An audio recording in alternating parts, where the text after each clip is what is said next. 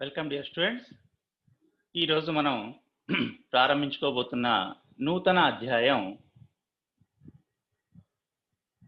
అనుపాతంతో రాశులను పోల్చుట.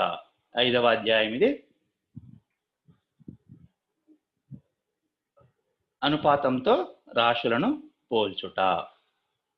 అయితే ఈ అనుపాతంతో రాశులను పోల్చుట అనే అధ్యాయంలో మనం మన నిత్య జీవితంలో విరివిగా చాలా సందర్భాలలో ఉపయోగించే నిష్పత్తి, అనుపాతము, శాతాలు, వడ్డీలు, రుసుము శాతాలు అంటే డిస్కౌంట్లు, ఇవన్నీ మనం ఈ అధ్యాయంలో నేర్చుకుంటాం. సో ముందుగా మనకు నిష్పత్తి అంటే ఏందో చూద్దాం. సో నిష్పత్తి గురించి మీరు నిష్పత్తి మరియు అనుపాతముల గురించి మీరు చిన్న తరగతుల్లోనే నేర్చుకొని ఉన్నారు. కాకపోతే మనం ఇప్పుడు మళ్ళొకసారి వాటిని గుర్తుకు తెచ్చుకునే ప్రయత్నం చేద్దాం. చెప్పండి, నిష్పత్తి అంటే ఒకసారి గుర్తుకు తెచ్చుకోండి. నిష్పత్తి అంటే రాశులని పోల్చడం. రాశులని పోల్చడం అంటున్నా. ఎటువంటి రాశుల్ని పోలుస్తాం అంటే అవి సంఖ్యలు కావచ్చు, బరువులు కావచ్చు, దూరాలు కావచ్చు, పరిమాణాలు కావచ్చు, ఇంకా ఏవైనా కావచ్చు. ఏవైనా రెండు రాశులను పోల్చడాన్ని మనం నిష్పత్తిగా పేర్కొంటాం. ఉదాహరణకు ఒక 8వ తరగతిలో ఒక పాఠశాలలో 40 మంది విద్యార్థులు ఉన్నారు అనుకుందాం. ఎంతమంది? 40 మంది. మొత్తం విద్యార్థుల సంఖ్య 40 మందిలో బాలురు అంటే బాయ్స్ ఎంతమంది ఉన్నారంటే 15 మంది ఉన్నారు. గర్ల్స్ బాలికలు 25 మంది ఉన్నారు. మరి వీళ్ళని ఏ విధంగా పోలుస్తాం అంటే బాలురు మరియు బాలికల నిష్పత్తి, బాయ్స్ కి అండ్ మరియు గర్ల్స్ గల నిష్పత్తి, బాలురు మరియు బాలికలకు గల నిష్పత్తి ఎంత అన్నట్లు? 15:25 అని చెప్తాం. అంతే కదా. మనం మామూలుగా నిష్పత్తిని ఈ విధంగా ఈస్టు అనే 2 చుక్కలతోటి, లేదా బి నిష్పత్తి 5, బి నిష్పత్తి జి ఈజ్ ఈక్వల్ టు 15:25 అని చదవచ్చు. లేదా B is to G is equal to 15:25 అని కూడా చదవచ్చు. అయితే ఈ నిష్పత్తిలో ముందు ఉండే పదాన్ని పూర్వపదం అంటాం. అంటే ఇక్కడ ఈ నిష్పత్తిలో మనం చూసినట్టయితే పూర్వపదం ఏంటిది? 15. పరపదం ఏంటిది? 25. పూర్వపదము మొదటి దాన్ని పూర్వపదమని, రెండవ దాన్ని పరపదమని అంటాం. అయితే నిష్పత్తిలోని రాశులను ఒకే సంఖ్య చేత గుణించిన లేదా భాగించిన ఆ నిష్పత్తి విలువ మారదు. కాబట్టి ఈ 15:25 అనే నిష్పత్తిలో మనకు 15:25ల ఉమ్మడి కారణాంకమైన 5 చేత ఈ రెండు రాశుల్ని భాగించిన ఆ నిష్పత్తి విలువ మారదు. అంటే 15ని 5 చేత భాగిస్తే 3 భాగఫలం ఈస్టు, అదేవిధంగా 25ని 5 చేత భాగిస్తే 5 భాగఫలం. అంటే ఈ తరగతిలోని బాలబాలికల నిష్పత్తి ఎంత? 3:5. అంటే ప్రతి 3 బాలురకు 5 బాలికలు ఉన్నారు అని అర్థం అన్నమాట. ఇంకో సందర్భం చెప్పుకోవాలనుకుంటే, ఒక ఎలక్షన్లో గెలిచిన అభ్యర్థికి 250 ఓట్లు వచ్చాయి. ఓడిపోయిన అభ్యర్థికి 125 ఓట్లు వచ్చాయి అనుకుందాం. గెలిచిన అభ్యర్థికి 250 ఓట్లు, ఓడిపోయిన అభ్యర్థికి 125 ఓట్లు. మరి ఇప్పుడు వీళ్ళకి వచ్చిన ఓట్ల నిష్పత్తి ఎంత అంటే 250:125. సో ఇక్కడ 125 ఈ రెండింటికి ఉమ్మడి కారణాంకం కాబట్టి 125 ఒకట్ల 125 రెండ్లు, 125 ఒకట్ల అని చెప్తాం. అంటే 2:1.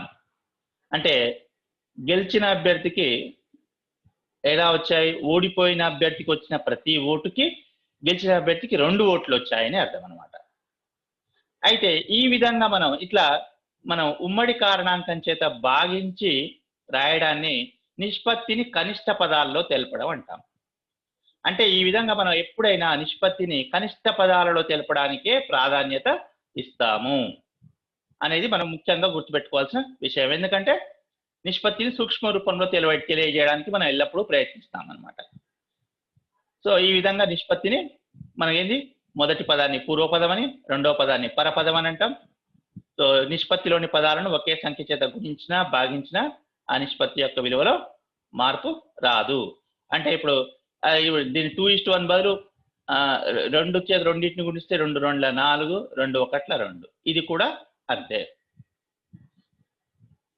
అయితే నిష్పత్తిని కొన్ని సందర్భాల్లో భిన్నంగా కూడా సూచిస్తుంటారు.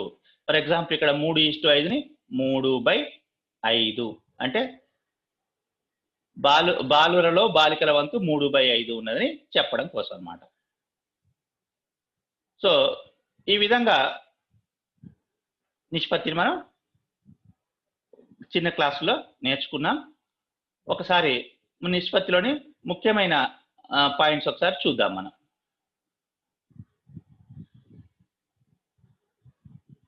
మొదటిది ఒకే ప్రమాణాలు గల రెండు రాశుల క్రమానుగత పోలికను నిష్పత్తి అంటారు. ఇక్కడ మనం ఇంకొక విషయం చెప్పుకోవాలి. ఒకే ప్రమాణాలు గల రెండు రాశుల క్రమానుగత పోలిక అన్నాం. మరి ఎందుకు ఈ విధంగా అంటున్నా అంటే ఒకే ప్రమాణాలు అని ఎందుకు అంటున్నాము అంటే కొన్ని సందర్భాలలో ఇచ్చిన సంఖ్యలను యథావిధిగా పోలిస్తే ఆ పోలిక సరైన అర్థాన్ని ఇవ్వదు. ఉదాహరణకు ఇప్పుడు రాజు రవి అనే ఇద్దరు స్నేహితులు ఉన్నారు. రాజు రవి.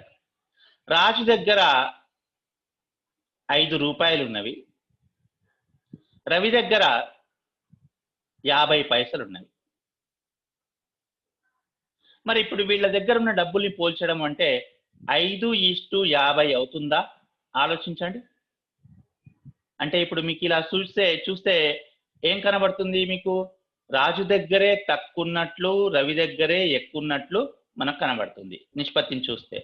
అంటే ఇప్పుడు నిష్పత్తి సరిగ్గా ప్రాతినిధ్యం వహించడం లేదు, సరిగ్గా చూపించడం లేదు. అంటే ఇక్కడ ఎక్కడ తప్పుంది మరి అంటే ఒకటేమో రూపాయల్లో ఉంది ఒక రాశి ఏమో పైసల్లో ఉంది. మరి ఈ విధంగా రెండు రాశులు వేర్వేరు ప్రమాణాల్లో ఉంటే అప్పుడు మనకి ఈ విధంగా తప్పుడు సమాచారం వచ్చే అవకాశం ఉంటుంది. కాబట్టి నిష్పత్తులు ఎప్పుడైనా చెప్పేటప్పుడు ఆ రెండు రాశులు ఒకే ప్రమాణాల్లో ఉన్నాయా అనేది సూచిస్తాం. అంటే ఇప్పుడు ఇక్కడ ఈ సందర్భంలో మనకి ఏమవుతుంది? మనం రూపాయల్ని పైసల్లోకి కానీ పైసలని రూపాయల్లోకి కానీ మార్చిన తర్వాతనే ఆ పోలికను మనం చేస్తాము. అంటే ఇప్పుడు వీళ్ళ నిష్పత్తి ఎంత? 5 రూపాయలు ఈస్టు 50 పైసలు అని రాయొచ్చు. కానీ మన రూపాయలు పైసలు లేకుండా రాస్తే దీని అర్థమే మారిపోతుంది. కాబట్టి దీన్ని మనం ఏం చేస్తాం? 5 రూపాయలు అంటే 1 రూపాయికి 100 పైసలు అని మనకు తెలుసు. కాబట్టి 5 రూపాయలు అంటే 500 పైసలు ఈస్టు 50 పైసలు. ఇప్పుడు ఈ విధంగా 2 పైసల్లో ఉన్న తర్వాత మనం పైసలు అని రాయవలసిన అవసరం లేదు. 500 ఈస్టు 50 అని రాయవచ్చు. సో ఇప్పుడు మనం మళ్ళీ 50 ఈ రెండింటి ఉమ్మడి కారణాంకం కాబట్టి 50 పదులు 50 ఒకట్లు. అంటే ఇప్పుడు నిష్పత్తి ఎంత? 10:1. అదే ఇందాకైతే ఎట్లా వచ్చేది? ఇక్కడ 5 ఒకట్లు 5 10 1:10 వచ్చేది. అంటే చాలా తప్పుడు అర్థం వచ్చేది అనమాట. రాజు దగ్గరే తక్కువ, రవి దగ్గర ఎక్కువ కనబడుతున్నాయి ఆ విధంగా చూపిస్తే. కాబట్టి ఇది తప్పు, ఇది సరి అయినది. సో ఈ విధంగా మనం నిష్పత్తిని ఎప్పుడైనా పోల్చేటప్పుడు అవి ఒకే ప్రమాణాల్లో ఉన్నాయా లేవా అనేది చూస్తాము. ఇక నెక్స్ట్ ఇంకొక పాయింట్ చూద్దాం. నిష్పత్తిలోని మొదటి పదాన్ని పూర్వపదం అని, రెండవ పదాన్ని పరపదం అని అంటారని చెప్పుకున్నాం. అదేవిధంగా నిష్పత్తిలోని పదాలను ఒకే సంఖ్య చేత గుణించినా లేక భాగించినా ఆ నిష్పత్తి విలువ మారదని కూడా చెప్పుకున్నాం. ఇంకా నిష్పత్తిని కనిష్ట రూపంలో రాయడానికే ప్రాధాన్యత ఇస్తాము. ఇది నిష్పత్తి గురించి మనం చిన్న క్లాసులో నేర్చుకున్న అంశాలు. కాకపోతే నెక్స్ట్ మరొకటి అనుపాతం. అనుపాతం అనే పదాన్ని గుర్తుకు తెచ్చుకోండి. అనుపాతము అంటే ఏమిటి? గుర్తుకు తెచ్చుకున్నారా? అనుపాతము అంటే రెండు రాశుల సమానత్వము అని అర్థం. సారీ, రెండు నిష్పత్తుల సమానత్వం. రాశుల సమానత్వం కాదు, రెండు నిష్పత్తుల సమానత్వం. అంటే రెండు నిష్పత్తులు సమానం అయితే ఆ నిష్పత్తులలోని 4 పదాలు వరుసగా అనుపాతంలో ఉన్నాయి అంటాము. ఉదాహరణకు ఇప్పుడు మనకు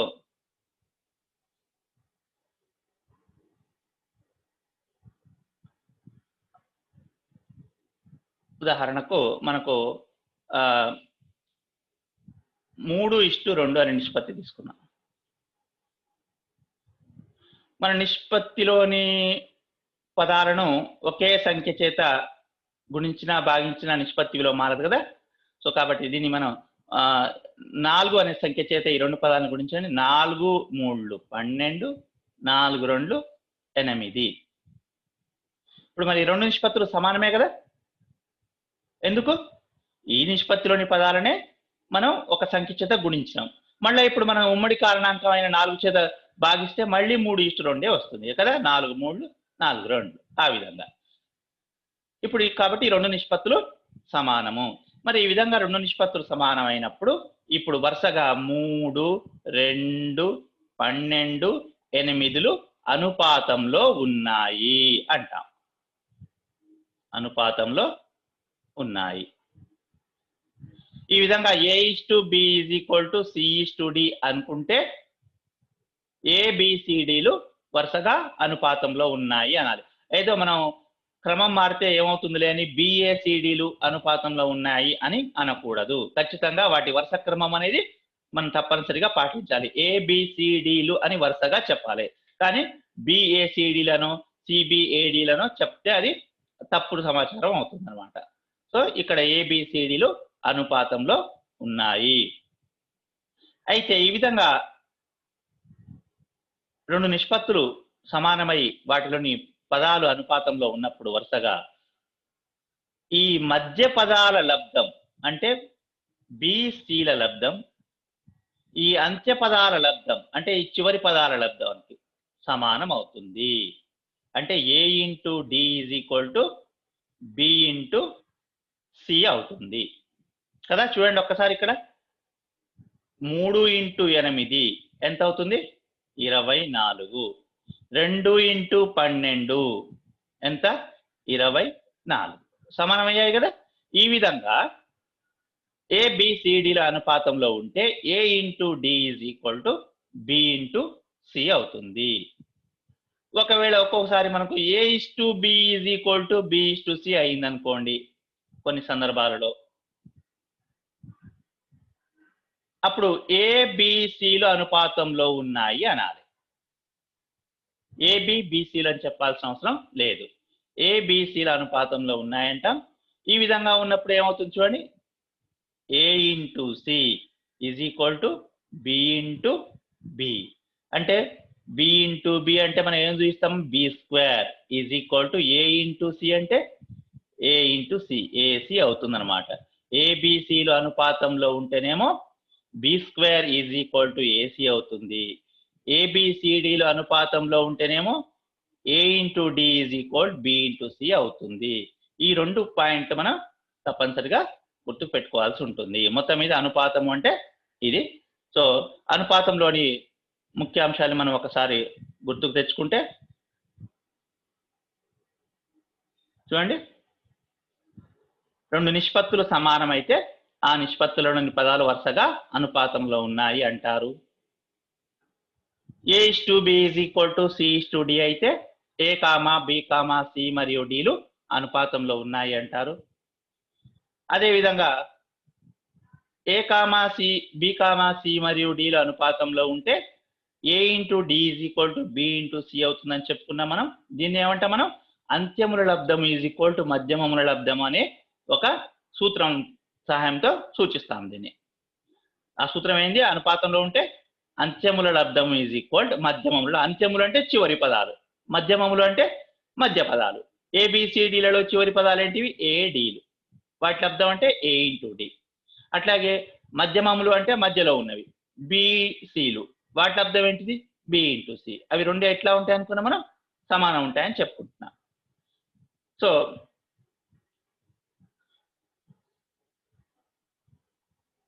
నెక్స్ట్ పాయింట్ A:B = B:C అయితే ABC మరియు Cలు అనుపాతంలో ఉన్నాయంటారు. అప్పుడు B² AC అవుతుంది అని కూడా చెప్తున్నాం. సో ఇది మనం ఈ నిష్పత్తి అనుపాతాల గురించి చిన్న తరగతుల్లో నేర్చుకున్నాం. అయితే ఈ నిష్పత్తి అనేది మనకు చాలా సందర్భాల్లో చాలా రకాలుగా ఉపయోగపడుతుంది. పోల్చేటప్పుడు చాలా రకాలుగా ఉపయోగపడుతుంది. అయితే మనం ఇప్పుడు ఒక వ్యాపార భాగస్వామ్యానికి సంబంధించినటువంటి ఒక వ్యవహారం చూద్దాం. వ్యాపార భాగస్వామ్యం అంటే ఏంది? మామూలుగా కలిసి ఇద్దరు లేదా అంతకంటే ఎక్కువ మంది కలిసి పెట్టుబడి పెట్టి వ్యాపారం చేసి ఆ వచ్చిన తర్వాత లాభాన్ని కూడా వారు పెట్టిన పెట్టుబడుల నిష్పత్తిలో పంచుకుంటుంటారు. అంటే ఏంటి? ఉదాహరణకి ఇప్పుడు మనం చూద్దాం. ఇక్కడ గమనిస్తున్నారు కదా, ఇద్దరు వ్యక్తులు వచ్చారు మనకు. ఎవరెవరు వాళ్ళు? జాకబ్ మరియు విలియం అనే ఇద్దరు స్నేహితులు. వీళ్ళిద్దరూ ఒక వ్యాపారాన్ని ప్రారంభించుకున్నారు, ఇద్దరు కలిసి. ఎలా ప్రారంభించారు అంటే ఈ విధంగా వారు తమ తమ పెట్టుబడులను పెట్టారు. అంటే ఒక సంవత్సరం జనవరిలో వాళ్ళ వ్యాపారాన్ని ప్రారంభించి జాకబ్ 5,000 పెట్టుబడిని వ్యాపారంలో ఉంచాడు. నెక్స్ట్ విలియం 3,000 పెట్టుబడితోటి తన వ్యాపారాన్ని ప్రారంభించాడు. అంటే జాకబ్ ఏమో 5,000, విలియం 3,000 పెట్టుబడులుగా పెట్టి వ్యాపారాన్ని ప్రారంభించి తమ పెట్టుబడులను సంవత్సరం చివరి వరకు అదే విధంగా కొనసాగించారు. అంటే ఏమంటున్నాను నేను ఇప్పుడు? జాకబ్ 5,000 పెట్టుబడిని పెట్టి సంవత్సరం చివరి వరకు అదే 5,000 పెట్టుబడిని అదే విధంగా ఉంచాడు, మధ్యలో ఏమీ తీసుకోలేదు. విలియం కూడా అదే విధంగా సంవత్సర ప్రారంభంలో 3,000తో ప్రారంభించి తన పెట్టుబడిని అదే విధంగా సంవత్సరం చివరి వరకు ఉంచాడు.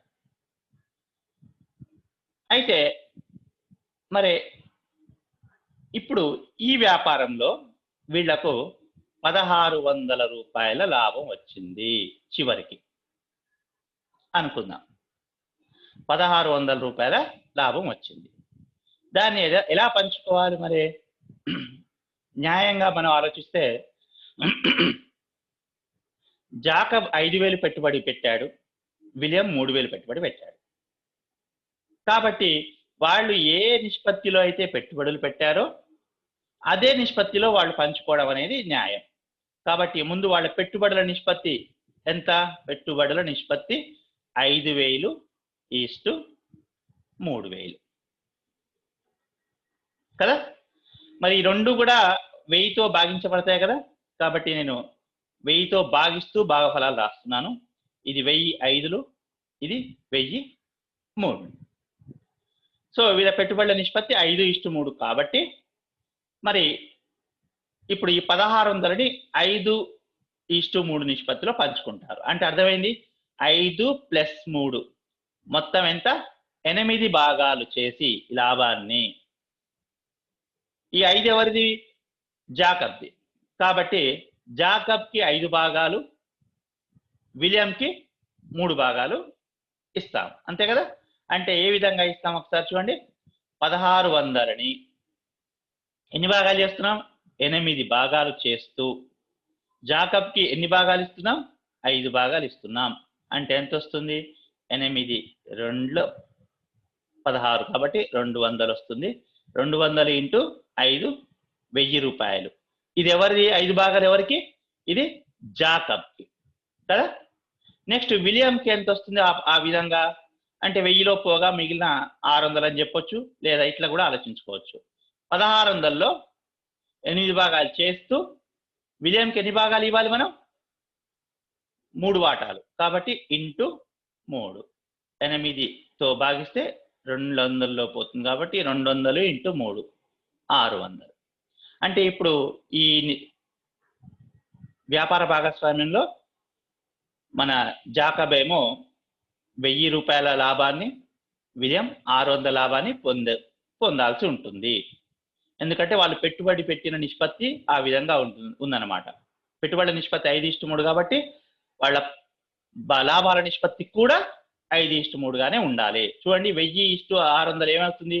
మనం చేస్తే 1000:600 అంటే 200 5లో 200 3లో అంటే మళ్ళీ 5:3 వస్తుంది. కాబట్టి లాభాల నిష్పత్తి ఏ విధంగా ఉండాలి? పెట్టుబడుల నిష్పత్తికి సమానంగా ఉండాలి. కాబట్టి 5:3.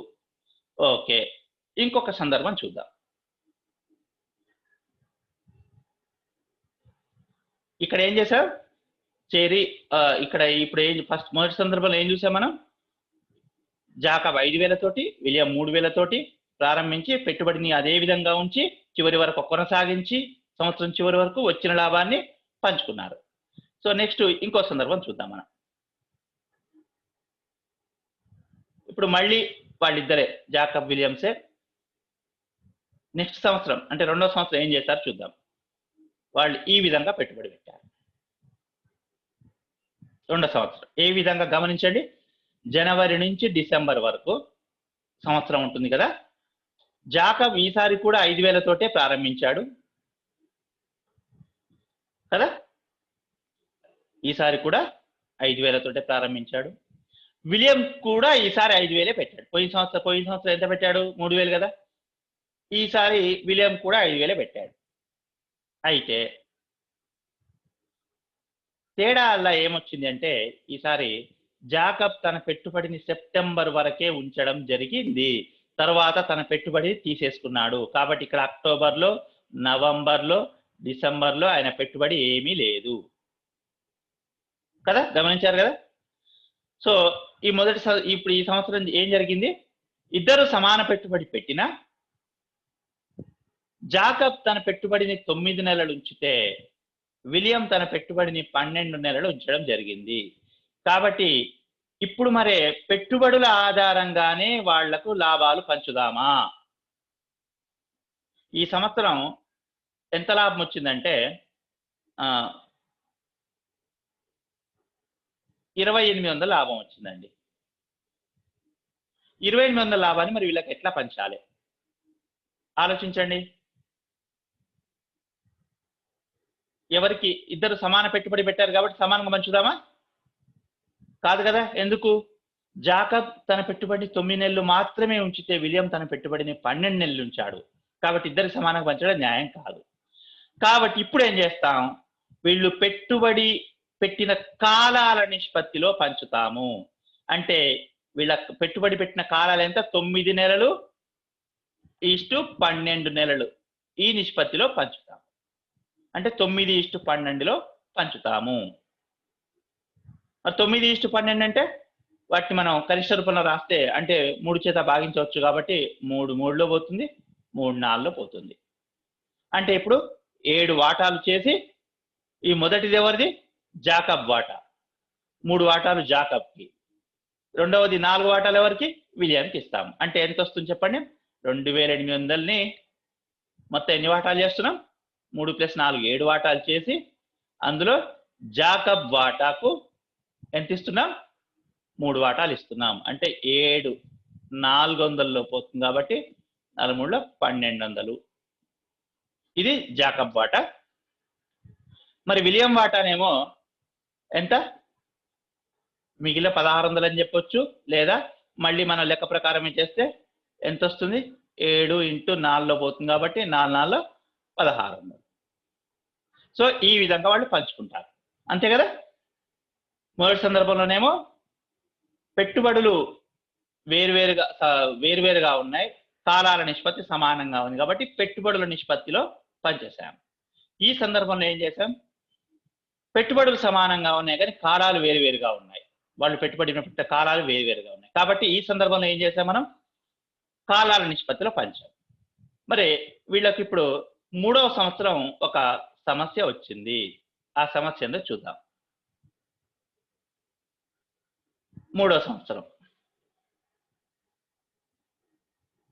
వాళ్ళు ఈ విధంగా పెట్టుబడి పెట్టడం జరిగింది. గమనించండి ఏ విధంగా పెట్టారు. జాకబ్ 5,000 తోటి పెట్టుబడి పెట్టి తన పెట్టుబడిని 9 నెలలు ఉంచాడు. విలియం ఏమో తన పెట్టుబడిని 3,000తో ప్రారంభించి తన 3,000ని సంవత్సరం చివరి వరకు అలాగే కొనసాగించాడు. మరి ఇప్పుడు వీళ్లకు లాభం వస్తే ఏ విధంగా పంచాలి చెప్పండి. జాకబ్ ఎక్కువ పెట్టుబడి పెట్టాడు కాబట్టి జాకబ్కి ఎక్కువ వాటా ఇవ్వాలా, లేదా విలియం తన పెట్టుబడిని ఎక్కువ కాలం 12 నెలలు ఉంచాడు. జాకబ్ 9 నెలలు ఉంచితే విలియం 12 నెలలు ఉంచాడు కాబట్టి మరి విలియంకి ఎక్కువ వాటా ఇవ్వాలా? ఇది సమస్య. మరి దీనిని మనం ఏ విధంగా పరిష్కరించాలి? మీరైతే ఏ విధంగా పరిష్కరిస్తారో ఆలోచించండి. మరి ఇటువంటి సందర్భాలకు మనం కొత్తగా ఇంకొక నిష్పత్తిని పరిచయం చేసుకోవాల్సిన అవసరం ఉంది కదా. ఏంటా నిష్పత్తి మరి అంటే చూద్దాం. అదే మన బహుళ నిష్పత్తి. ఏంటి బహుళ నిష్పత్తి అంటే ఏంటి?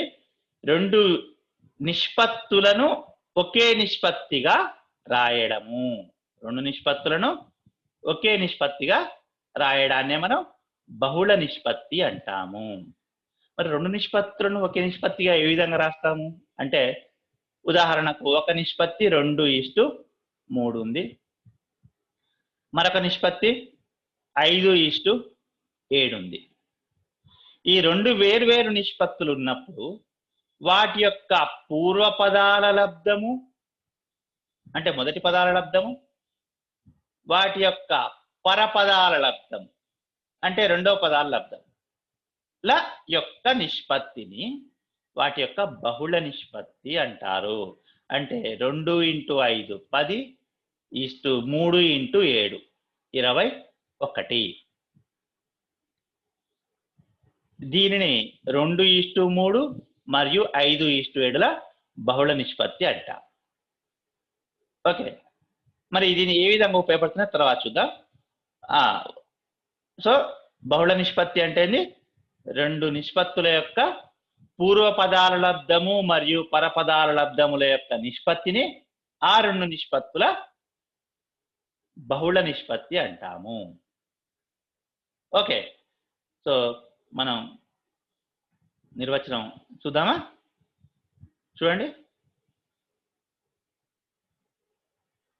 బహుళ నిష్పత్తి అంటే 2 నిష్పత్తులను ఒకే నిష్పత్తిగా తెలపడానికి ఆ 2 నిష్పత్తుల పూర్వపదముల లబ్ధము మరియు పరపదముల లబ్ధముల నిష్పత్తి కనుగొంటాము.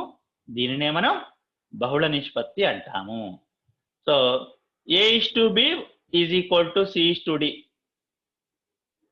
C:D ఉండదండి, ఇక్కడ కాదు, A:B మరియు ఇది ఇక్కడ మరియు అని పడాలి. A:B మరియు C:D అనే నిష్పత్తుల బహుళ నిష్పత్తి ఏంటి? పూర్వపదాల లబ్ధం A:C మరియు పరపదాల లబ్ధం B:D లేదా AC:BD అవుతుంది. ఇది బహుళ నిష్పత్తి. మరి ఇప్పుడు మళ్ళా మన ఇందాక వ్యాపారం ఉంది కదా, ఆ వ్యాపార సందర్భానికి వెళ్ళాం. గుర్తుంది కదా ఏంది?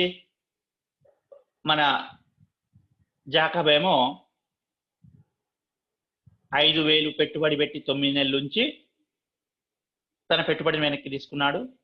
విలియం ఏమో 3,000 పెట్టుబడి పెట్టి తన పెట్టుబడిని చివరి వరకు అంటే 12 నెలలు కొనసాగించాడు.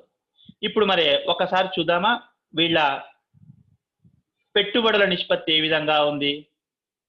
చూడండి, 5,000:3,000 కదా, బాగుంది. మరి పెట్టుబడి పెట్టిన కాలాల నిష్పత్తి ఏ విధంగా ఉంది? 9:12 అంటే 3:4. కాబట్టి ఇప్పుడు వీళ్ళు లాభాలు పంచుకోవాల్సిన నిష్పత్తి ఏమిటి అంటే ఈ రెండింటి యొక్క బహుళ నిష్పత్తి తీసుకోవాలి.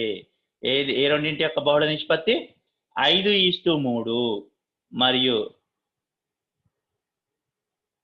3:4ల బహుళ నిష్పత్తి. అంటే 5:3:3:4 అంటే 5 3 15, 3 4 12. 15:12.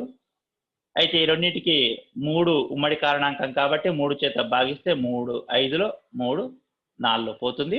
కాబట్టి వీళ్ళు లాభాలు పంచుకోవాల్సిన నిష్పత్తి ఏంటంటే ఇప్పుడు 5:4. లాభం ఎంతైనా రానియండి, మనకు అవసరం లేదు. కానీ వాళ్ళు పంచుకోవాల్సిన నిష్పత్తి 5:4. ఇది బహుళ నిష్పత్తి యొక్క ఉద్దేశం అన్నమాట. బహుళ నిష్పత్తిని మనం ఎటువంటి సందర్భాల్లో వాడుకోవచ్చు అది చెప్పుకోవడానికి మనం ఇక్కడ ఈ ఉదాహరణను చూసుకుందాం అన్నమాట. ఓకే,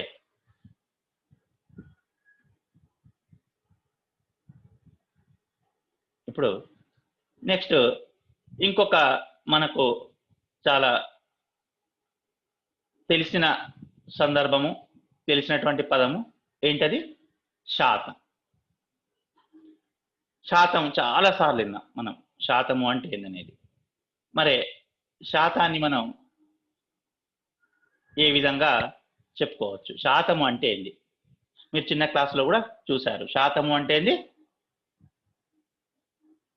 100కు లేదా 100కి. తెలుసుగా, 100 అంటే 100, 100కు లేదా 100కి అని అర్థం శాతము అంటే. మనం ఇంగ్లీష్లో ఏమంటాం? పర్సెంట్ అంటాం. ఏమంటాం? సెంట్. సెంట్ అంటే 100, పర్సెంట్ 100కు అని అర్థం అన్నమాట. మనకు తెలుగులోనే శతము అంటే 100, కాబట్టి శాతము అంటే 100కు అని అర్థం. మరి ఈ శాతాన్ని ఏ సందర్భాల్లో ఉపయోగిస్తారో చూద్దాం. కమల, స్వాతి ఇద్దరు అమ్మాయిలు ఉన్నారు. ఇద్దరు వేర్వేరు స్కూళ్ళలో చదువుతున్నారు. అయితే ఒకసారి కమలకు 40 మార్కులకు గాను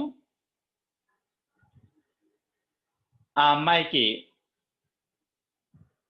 25 మార్కులు రావడం జరిగింది. స్వాతి వాళ్ళ స్కూల్లోనేమో 50 మార్కుల పరీక్ష పెట్టారు. ఆ అమ్మాయికి 30 మార్కులు రావడం జరిగింది. మరి ఇప్పుడు ఎవరు చక్కటి ప్రతిభ కనపరిచినట్లు? ఇది మనకు సమస్య. కమలకు 40 మార్కులకు గాను 25 వస్తే స్వాతికి 50 మార్కులకు గాను 30 మార్కులు వచ్చాయి. మరి ఎలా తీసుకోవాలి? వేరు మార్కులకు పరీక్ష పెట్టారు కాబట్టి మరి ఇప్పుడు దీన్ని మనం ఏ విధంగా వీళ్ళ యొక్క ప్రతిభను అంచనా వేయాలి? ఇది మన సమస్య. అయితే ఇక్కడ ఇటువంటి సందర్భాల్లోనే మనకు శాతము అనేది ఉపయోగపడుతుంది. మరి 40కి 25 అంటే నేను ఒక చిత్తుగా ఒక లెక్కేస్తున్నా. 80కి ఎంత వచ్చేవి? అంటే ఇది డబల్ చేస్తున్నా కాబట్టి 40ని డబల్ చేస్తున్నా కాబట్టి 25ని కూడా డబల్ చేస్తున్నా, 50 వచ్చేవి. ఇంకోటి 40కి 25 అంటే 20కి ఎంత వచ్చేవి? 40ని సగం చేసాం కాబట్టి 25ని సగం చేద్దాం, 12.5. అంటే 80 + 20 100కు గాను ఆ అమ్మాయికి 50 + 12.5 62.5 మార్కులు వచ్చాయి. అదే సందర్భంలో స్వాతికి చూస్తే 50కి 30 వచ్చాయంటే డబుల్ చేస్తే 100కు 60 వచ్చేవి. అంటే ఇప్పుడు 100కు ఈ అమ్మాయికి 62, మొదటి అమ్మాయికి 62.5 వస్తే రెండో అమ్మాయి స్వాతికి 60 వస్తున్నాయి. కాబట్టి ఇప్పుడు ఎవరు ప్రతిభావంతురాలు ఇద్దరిట్లో అంటే కమల ప్రతిభావంతురాలని ఇప్పుడు చెప్పొచ్చు. అంటే శాతము ఆధారంగా, అంటే 100కు ఎన్ని వస్తాయి అనే భావన ఆధారంగా మనం వాళ్ళ ప్రతిభను ఈజీగా సులభంగా అంచనా వేయడం జరిగింది. సో కాబట్టి శాతము అనేది చాలా ఇంపార్టెంట్, ముఖ్యమైన అంశము. అట్లాగే మరి ఇంకొకటి ఇదే శాతంలో మీరు నేర్చుకున్న లెక్కల్లో ఒక మోడల్ చెప్తున్నా నేను. ఒక 10వ తరగతి విద్యార్థికి పరీక్షల్లో 600 మార్కులకు గాను 75% మార్కులు వచ్చినవి అని చెప్పారు. 600కు 75% మార్కులు వచ్చినాయి అని చెప్పారు. అంటే అసలు మరి ఆ అబ్బాయికి ఎన్ని మార్కులు వచ్చాయి అంటే 600లో 75% అంటే ఎంత అంటే 600 ఇంటూ 75 శాతాన్ని మనం ఈ గుర్తుతో సూచిస్తాను తెలుసు కదా. శాతము అంటే 100 హారంగా గల భిన్నము అని అర్థము. కాబట్టి 75ని మనం 75/100 అని రాస్తాము. ఇప్పుడు భాగారం చేస్తే 100 6లో భాగించబడుతుంది కాబట్టి 75 6లో ఏమవుతుంది 450 మార్కులు వచ్చాయి అని అర్థం అన్నమాట. అంటే ఈ విధంగా ఎక్స్లో వై శాతం అని తెలుసుకోవాల్సి వచ్చినప్పుడు మనం ఏం చేస్తున్నాం ఎక్స్ ఇంటూ వై బై 100 అని చేస్తాము. ఓకే, ఎక్స్లో వై శాతం అన్నప్పుడు ఈ విధంగా ఎక్స్ ఇంటూ వై బై 100 అని చేస్తాం. అదే మరి అట్లాగే ఇదే లెక్కను ఇంకొకసారి ఈ విధంగా వచ్చింది. ఒక విద్యార్థికి 10వ తరగతి పరీక్షల్లో 600 మార్కులకు గాను 360 మార్కులు వచ్చాయి. 600కు 300 మార్కులు వచ్చాయి, 360 మార్కులు వచ్చాయి. మరి ఎంత శాతం వచ్చింది అంటే మనం కనుక్కోవాల్సింది 600లో 360 ఎంత శాతం అనేది మనం కనుక్కోవాలి కదా. ఈ విధంగా ఒక రాశిలో ఇంకొక రాశి ఎంత శాతం కనుక్కోవాలంటే ఏ రాశిలో అంటున్నామో ఆ రాశిని హారంగాను, ఏ రాశి యొక్క శాతం కనుక్కుంటున్నామో ఆ రాశిని లవంగాను తీసుకొని ఆ భిన్నాన్ని 100 చేత గుణిస్తే మనకు ఎంత శాతమో తెలుస్తుంది. అంటే ఇప్పుడు భాగిస్తే ఎంత 100 ఒకటిలో 100 6లో పోతుంది, 6 ఒకటిలో 6 60లో పోతుంది. కాబట్టి ఎంత వచ్చింది 60%. అంటే 600లో 360 మార్కులు అనేవి 60%. ఈ విధంగా మనకు ఒక రాశిలో మనకు కావాల్సిన రాశి శాతం కనుక్కోవడం, ఒక రాశిలో వేరొక రాశి ఎంత శాతమో కనుక్కోవడం. సో అంటే నేను ఇక్కడ రాస్తున్నానండి ఎక్స్లో వై శాతము అన్నప్పుడు దాన్ని ఎక్స్ ఇంటూ వై బై 100 అని రాస్తాం. అట్లాగే ఎక్స్ అనే రాశి వైలో ఎంత శాతం అని కనుక్కోవాల్సినప్పుడు ఎక్స్ బై వై ఇంటూ 100 అని కనుక్కుంటాం. ఎక్స్ వైలో దేంట్లో అంటున్నామో అది కింద తీసుకుంటాం, లహారంగా తీసుకుంటాం. ఏ రాశి యొక్క శాతం అనుకుంటున్నామో అది లవంగా తీసుకుంటాం. తీసుకొని ఇంటూ 100 చేస్తే ఈ విధంగా ఎంత శాతం ఉందో తెలుస్తుంది. ఈ శాతాలు మనకు నిత్య జీవితంలో చాలా అవసరము. ఇంకా మనం సులభంగా చేయాలంటే ఈ విధంగా కూడా చేస్తాం. ఇప్పుడు 600లో 360 వచ్చాయి. మన శాతం కనుక్కోవాలి అంటే 100కు కదా. శాతం అంటే 100 కన్నా అంటే 100కు ఎన్ని వచ్చాయి అనేది క్వశ్చన్ మార్క్ పెట్టి ఏ విధంగా చేస్తాం. ఈ విధంగా వచ్చినప్పుడు 100 ఇంటూ 360 బై 600 చేసినా కూడా మనకు 60% వస్తుంది. సో ఈ విధమైన భావన కూడా మనం గుర్తుపెట్టుకోవాల్సి ఉంటుంది. ఇది కొన్నిసార్లు ఈ విధంగా చేస్తేనే చాలా సులభంగా సమస్య అయిపోతుంది. సో ఈ సూత్రం ఈ పద్ధతి నుంచే వచ్చింది కాబట్టి కొన్నిసార్లు అయితే మనం సూత్రం వాడుకోవడం వల్ల సులభంగా సమస్య సాధించబడుతుంది. ఈ పద్ధతిని వాడుకోవడం వల్ల కొన్నిసార్లు సులభంగా సమస్య సాధించబడుతుంది. కాబట్టి 2 పద్ధతులు మనకు తెలిసి ఉండడం ముఖ్యం. ఇకపోతే ఇంకొక సందర్భం చెప్తున్నాను. ఒక టీవీ రేటు 10,000 అనుకుందాం. ఒక టీవీ యొక్క ధర 10,000. అయితే దాని ధర 10% పెరిగింది. అంటే పెరిగిన తర్వాత దాని ధర ఎంత? పెరిగిన తరువాత ధర, పెరగక ముందు ధరనేమో 10,000. 10% పెరిగిన తర్వాత ధర ఎంత అంటే ఈ విధంగా చూద్దాం. 10,000లో మనకు ఎంత పెరిగిందో తెలిసి సరిపోతుంది. 10,000లో 10% పెరిగింది. 10,000లో అంటున్నాం కాబట్టి చెప్పుకున్నాగా ఇంటూ 10/100. ఎక్స్లో y% అన్నప్పుడు x ఇంటూ y/100 అనుకున్నాం కదా. సో 2 సున్నాలు క్యాన్సిల్ చేసేస్తే 100 ఇంటూ 10 ఏమవుతుంది? 1000 పెరిగింది. కాబట్టి 10,000 ప్లస్ 1000 పెరిగిన తర్వాత ధర ఎంత? 10,000 ప్లస్ 1000 అంటే 11,000. ఈ విధంగా కాకుండా డైరెక్ట్ గా మనం చేయాలంటే ఇప్పుడు మనం తర్వాత చేయబోయే లెక్కలు ఈ విధంగానే చేస్తాం. 100 ప్లస్ ఎంత శాతం పెరిగిందో అది రాసుకుంటే, అంటే ఇక్కడ ఈ 10 అనేది ఏంటిది? పెరిగిన శాతం రాస్తే మనకు సులభంగా ఆన్సర్ వచ్చే అవకాశం ఉంది. 110/100. 2 సున్నాలు క్యాన్సిల్ చేసేస్తే 110 ఇంటూ 100 అంటే 11,000. అంటే ఇక్కడ ఏంటి? పెరిగిన ధర కనుక్కొని దాన్ని కూడాము. ఇక్కడేమో సరాసరి పెరిగిన ధరే కనుక్కుంటున్నాం, పెరిగిన తర్వాత ధర కనుక్కుంటున్నాం. ఒకవేళ తగ్గింది అనుకోండి, ఇప్పుడు 10% తగ్గింది అనుకుందాం. అప్పుడు 10,000లో 1000 తగ్గితే ఏమయ్యేది? 9,000 అయ్యేది కదా. మరి అప్పుడు ఇక్కడ ఏ విధంగా చేయాలంటే మైనస్ చేయాలి. ఒకవేళ ధర తగ్గితే 100 మైనస్ 10 వేస్తే ఏమయ్యేది? ఇది 9 అవుతుంది. 9 ఇంటూ 100 అంటే 900 కాబట్టి పక్కకి ఇంకో 0 ఉంది కాబట్టి 9,000 అయ్యేది. ఈ విధంగా పెరిగిన తర్వాత ధరని, తగ్గిన తర్వాత ధరని కనుక్కోవచ్చు.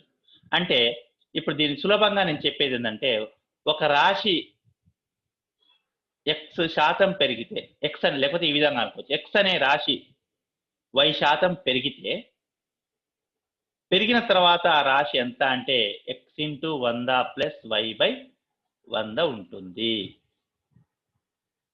ఓకే, x అనే రాశి y% పెరిగిన తర్వాత రాశి యొక్క విలువ.